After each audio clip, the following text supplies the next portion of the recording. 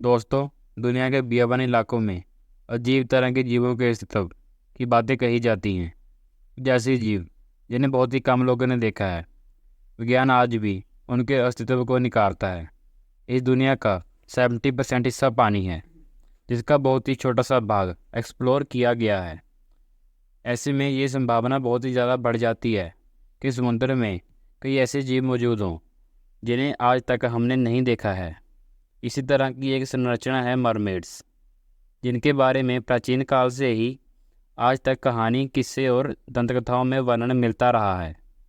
एक ऐसी दुर्लभ प्रजाति जिनका ऊपर का धड़ इंसानों का होता है और नीचे का धड़ मछली का। आज के एपिसोड में हम जलपरियों के पूरे रहस्यों के बारे में जानेंगे, तो इस वीडियो को एंड तक पूरा ज़रूर देखिएगा। जलपरियां वास्तव में होती हैं या नहीं, इस बात की पुष्टि तो कभी नहीं हुई, बट हाँ, ऐसे कई सारे सबूत हमारे सामने आए हैं जिन्होंने जलपरियों के कभी ना कभी अस्तित्व में होने की बात पर लोगों का ध्यान आकर्षित किया है। यूँ तो हमने कहानी, किस्सों और कार्टून मूवीज़ में अक्सर जलपरियों को सुना और देखा है, लेकिन आज हम आपको जलपरियों की असली सबूत और घटनाओं के बारे में बताएंगे। दोस्तों, ग्रीक लोककथाओं का मुख्य किरदार मरमेड फ्रेंच के दो शब्दों से मिलकर बना है, मर और मेड। मर यानी सागर और मेड यानी स्त्री। एक ऐसी रचना जो पानी में रहने वाली जीव और स्त्री से मिलकर बनी हो। हालांकि कई प्राचीन कथाओं में जलमानव का भी जिक्र मिलता है। अगर बात लोक कथाओं की करें तो जलपरियों को मधुर गीत गाकर इंसानों को अपनी ओर आकर्षित करने वाली माना जाता है। ऐसा कहा जाता है कि इंसान इनके गीतों से आकर्षित होकर समुद्र में छलांग लगा देता है। कई बार जलपरियों को मदर करने वाली भी कहा जाता है।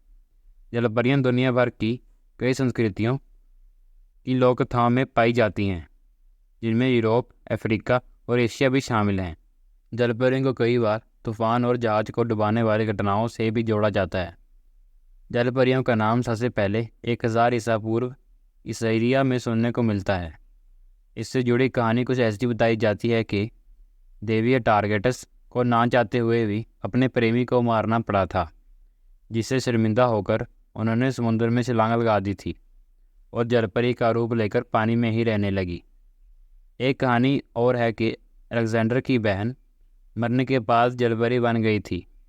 भारतीय रामायण के थाई और कंबोडिया संस्करण के माने तो ऐसा उल्लेख मिलता है कि जब हनुमान जी लंका जाने के लिए सेतु बना रहे थे, तब स्वर्णमत्स्य यानी सोने की जलपरी ने इस प्रयास को रोकने की तमाम कोशिश की, पर वो नाकाम रही।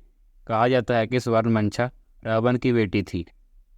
प्राचीन चीनी कहानियों में जलपरियों के आंसुओं का मोतियों में बदल जाने का उल्लेख मिलता है। यही वजह थी कि मछुआरे हमेशा इन जलपरियों के शिकार की तलाश में रहते थे, पर ये जलपरियां अपनी मधुर आवाज़ के संगीत से उन्हें पानी में खींच लेती थी। भगवान विष्णु के मत्स्य अवतार के बारे में तो हम सभी ने सुना ही है, जिनका ऊपर का भाग मानव का और निचला हिस्सा मछली जैसा था। ये तो वही मान्यताओं की बातें। आइए अब जानते हैं उन घटनाओं के बारे में जो जलपरियों के अस्तित्व को बयान करती हैं। जलपरियों को लेकर वैज्ञानिकों की राय ली जाए तो उनका मानना है कि जब इंसान अपना विकास कर रहा था, तो शायद उसने पानी में रहने के लिए अपने अंगों को विकसित कर लिया हो, क्योंकि विकास के दौर में इंसान में कई बदलाव देखे गए थे।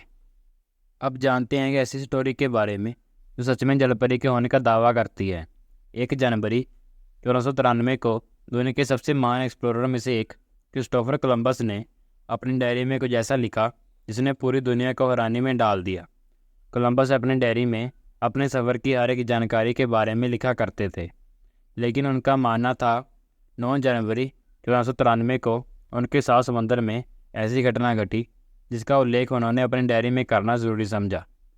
उन्होंने लिखा था कि साल 1493 में जब वो डोमिनिकन रिपब्लिक से निकल रहे थे, तो उन्होंने समुद्र के बीच 3 मरमेड्स को पानी में तैरते हुए देखा। उनका कहना था कि वो 3 जीव पानी की सतह पर धीरे धीरे तैर रहे थे।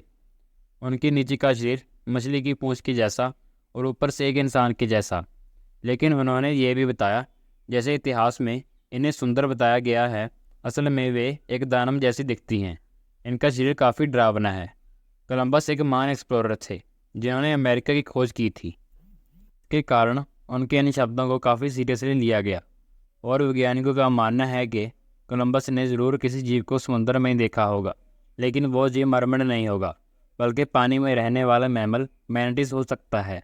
इनकी आंखें इंसानों जैसी दिखती हैं और इनकी पूंछ ठीक है मरमड जैसे जीव के निचले सिरे से मेल खाती है। और कोलंबस के शब्दों के कारण मरमड जैसे जीव को लोग और भी मजबूती से मानने लगे। लैटिन के इतिहास की मशहूर किताब प्लेनी नेचुरल हिस्ट्री में भी मरमड जैसे जीव का उल्लेख किया गया है, जिसे रोम के महान ऑथर प्लिनी द एल्डर ने 77 AD में लिखा था। सिर्फ कोलंबस एक ऐसा व्यक्ति नहीं थे जिन्होंने मरमड को देखने की बात कही थी, बल्कि कोलंबस से पहले साल 1423 में नीदरलैंड्स के शहर एडम में एक भयंकर समुद्री तूफान ने हाहाकार मचा दिया था, जिसके कारण पूरा शहर को बाढ़ का सामना करना पड़ा था। कुछ लड़कियों ने यह दावा किया कि तूफान के बाद उन्होंने मरमड जैसे जीव को समुद्र के किनारे मरा पाया था, जिसका शरीर पत्थरों से टकरा कर पूरी तरह से खराब हो चुका था। इन्हीं सब घटनाओं से साफ है कि पृथ्वी पर लोग सदियों पहले से मरमड के होने की बात को मानते आए हैं। आज के समय में भी ऐसे कई सारे लोग हैं जो मरमड पर विश्वास रखते हैं। मानना है कि मरमड जैसे जीव के पाए जाने की संभावना समुद्र में हो सकती है, लेकिन वो शायद वैसे नहीं दिखते होंगे जैसा इतिहास ने हमें बताया है। हो सकता है उनका ऊपर वाला शरीर एक इंसान का ना होकर बल्कि इंसानों के जैसा दिखता हो। यही कारण है कि कुछ लोग ये भी थ्योरी देते हैं कि समुद्र में रहने वाले डॉल्फिन्स और वेल्स हम इंसानों से सबसे ज़्यादा फ्रेंडली इसलिए होती हैं क्योंकि समुद्र की गहराई में इन जीवों को ज़रूर मरमिड्स दिखती होंगी, जिसके कारण वो हम इंसानों को भी मरमिड समझने की भूल कर लेते हैं। साल 2009 में इसराइल के एक शहर के लोगों ने एक मरमिड को देखे जाने की बात कही और ऐसा कहने वालों की संख्या करीब 1000 के पार थी। यहाँ तक कि दूसरे देश के नागरिक जो शहर में घूमने आए थे, उन्होंने भी ठीक वैसे ही मरमिड को देखने का दावा किया, जैसा कि वहाँ के लोगों ने बताया था। वहाँ के लोगों का मानना है कि वो मरमिड सिर्फ रात के समय यानी कि सिर्फ सूरज ढलने के बाद ही दिखाई देती थी।